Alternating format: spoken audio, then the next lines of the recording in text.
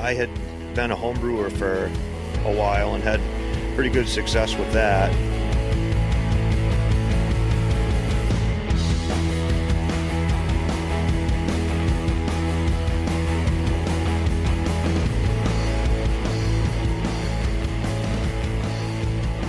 Hey everyone, Dano here. We have a whole new schedule and format for the new year.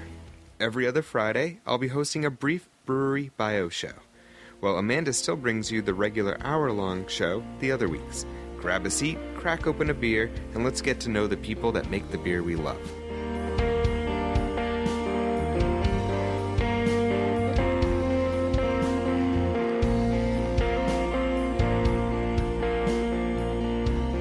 Clay Randall.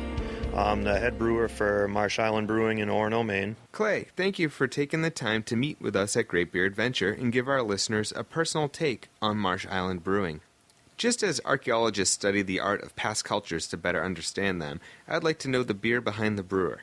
Thinking back, can you tell us about the first beer memory? It does not have to be the first beer you tasted, just the first experience that made an impact. First beer memory. I guess I'd say the beer that got me into craft beer was Weyerbacher Mary Monk's.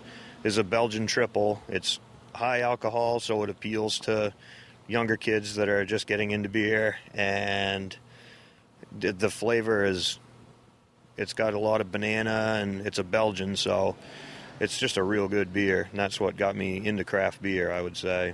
When was it that you experienced this memory drinking that Tripel?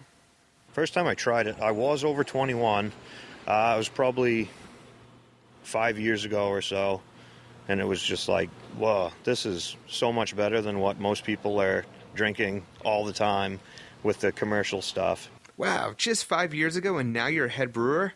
That must have been one special beer. I'd like to know where everyone comes from. What's the story of Marsh Island Brewing? The brewery started, I had been a home brewer for a while and had pretty good success with that, and having the owners of the brewery own a bottle store, they know that it's a good market to be in right now, and we kind of had a talk about if we could do it professionally, and thought about it and looked at what it would take to invest in it, and decided the market was right and we were going to go for it, and they put the money into it, and we're open and having a good time and seem to be doing good so far. I've heard the brewery's location is the talk of the town.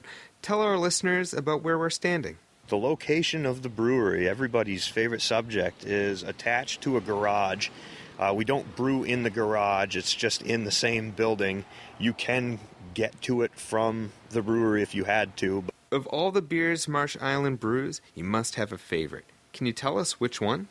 My favorite beer we do is the Downrigger IPA. That was our flagship and basically the beer that started it all for us initially, and it's definitely our biggest seller, and we try and improve it every batch with getting used to the system still, and every time we try it, we try and pick through it and find anything that we could make better, and we're just trying to perfect it and nail it down before too long. If there's one beer you brew my listeners should try this week, what should it be? The winter, we're hoping to do the Flag Stout. I do love a good stout. Flag Stout? What's the story behind that name? It's flag with an exclamation mark like you holler when you're ice fishing and your trap goes off. That's where the name came from, and that's where it was made. Just on the ice was the idea. We should probably have something to drink in the morning, and it's a replacement for coffee in the morning, and it's got a good enough base that it'll warm you up in your belly for a little while. Clay, I do want to try that Flag Stout sometime, but it needs to be brewed first. So that's it for the questions. Thank you so much for taking time out of your day to chat with us.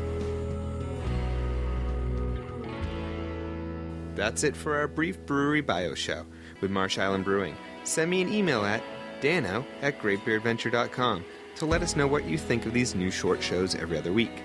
Amanda will return next week. Check out the show notes at greatbeeradventure.com/028 and follow us on Instagram and Twitter at greatbeerwomen and greatbeerdana. The music throughout today's episode is by Old Etc. out of Biddeford, Maine. To learn more, head over to greatbeeradventure.com/music. We have new things headed your way every week and cannot wait to share them. Today's show was co-produced and edited by me, Dano. Special thanks to our show creator, Amanda, for teaching me the trade of podcasting. Thanks for joining us. We'll see you next time. Cheers.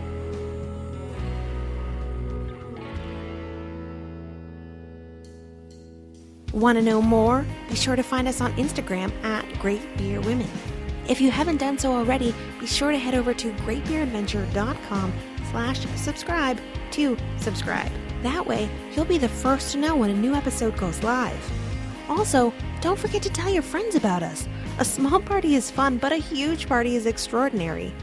Let's get more people knowing about beer in the great state of Maine. Great Beer Adventure is part of the Great Pint Society.